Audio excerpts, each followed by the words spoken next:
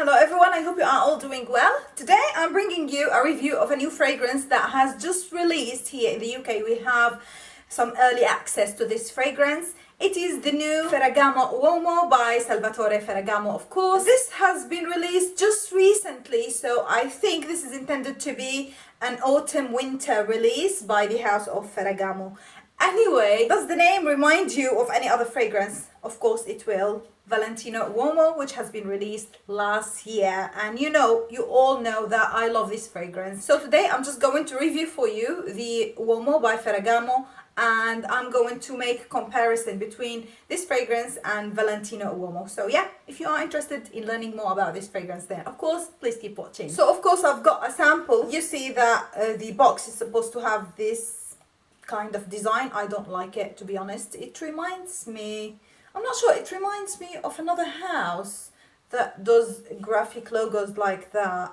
I'm not sure. Anyway, the bottle looks like so. On the sides it is a bit rubbery. It is like a bottle enclosed within these edges. It looks nice. I haven't held the bottle in my hand personally to tell you if it looks as nice as it looks here in the photo.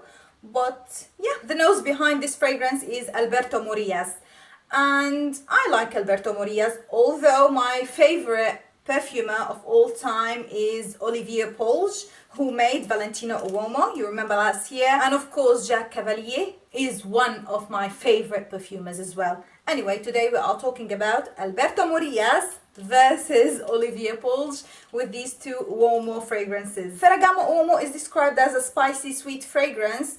It opens with bergamot, black pepper and cardamom. So for sure you will get this very slight citrusy fragrance, but you would definitely get the spices. And I made a mistake the first time I sprayed it. I sniffed it so close and I had a sneezing attack for about 15 minutes after that. The second time as well, I didn't learn from my mistake. So now I learned that this fragrance is the type of scent that you let come to you. You do not just stick your nose and smell it up close, because it might make you sneeze because of the pepper opening. However, the fragrance gradually gets sweeter when it reaches the heart notes. The heart is composed of ambroxan, which is a synthesized version of ambergris, which is an animalistic note. It also contains orange blossom, and the interesting thing is that it contains sweet notes. Because the house of Ferragamo is Italian, they wanted to celebrate the Italian tradition with the tiramisu dessert with this fragrance. But they intended these sweet notes to be the components that exist in tiramisu, including the cream, the chocolate and the coffee as well as the syrup and the sugar. The base notes are actually so good. You have a mixture of tonka bean, cashmere wood and sandalwood. And in my opinion, these three notes together in the base make a very special dry down. So if I want to compare the dry down of Ferragamo Uomo to the dry down of Valentino Uomo, I prefer the dry down of Ferragamo, because it is not as animalistic. You know that Valentino Uomo dries into a cedarwood leather smell, which I'm not a huge fan of. I remember one of my friends once, we were in a department store and they sprayed some kind of, oh, this is the new leather fragrance. I don't remember what this fragrance was, but I remember my friend telling me, I would like to smell like leather. And I'd have to agree, leather stinks, and it is not one of my favorite notes. It is one of my least favorite notes in fragrances. I much prefer tobacco. Tobacco is very earthy, dirty, mineral. I like this smell much more than I like the leather. Anyway, we are talking about the Ferragamo Uomo today. The reason I'm mentioning Valentino Uomo is that they really smell similar.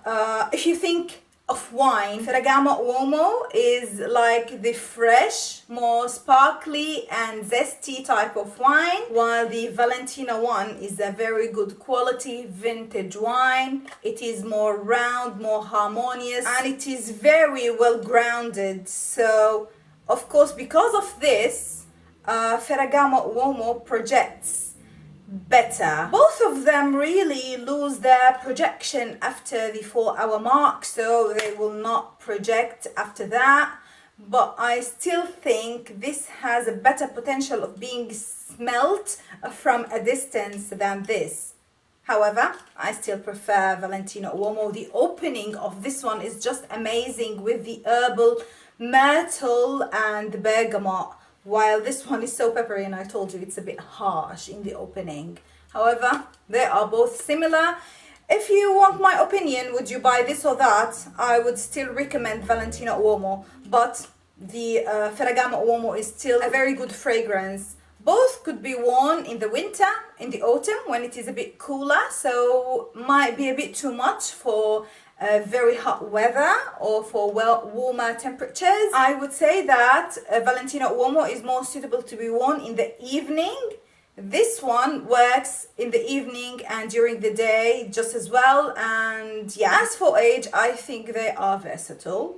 This is more grown up because I'm telling you, this has a vintage kind of quality to the juice. This one might be a bit more fresh, vibrant, not fresh because they are spicy sweet, but it is more vibrant. So someone who is a bit younger might prefer the Ferragamo Uomo better. I'm not sure. However, I hope you enjoyed spending time with me and that you found this review and comparison helpful in case you haven't tried the Ferragamo Uomo yet. Please do not forget to like this video, subscribe to my channel to help me grow, because I'm receiving lots of comments saying that you do not have many subscribers. Why? You are putting very good content. Thank you, because this is the way that you see it. Anyway, subscribe to my channel. Stay tuned for another video by me next week. Until then, as usual, please be safe. Bye.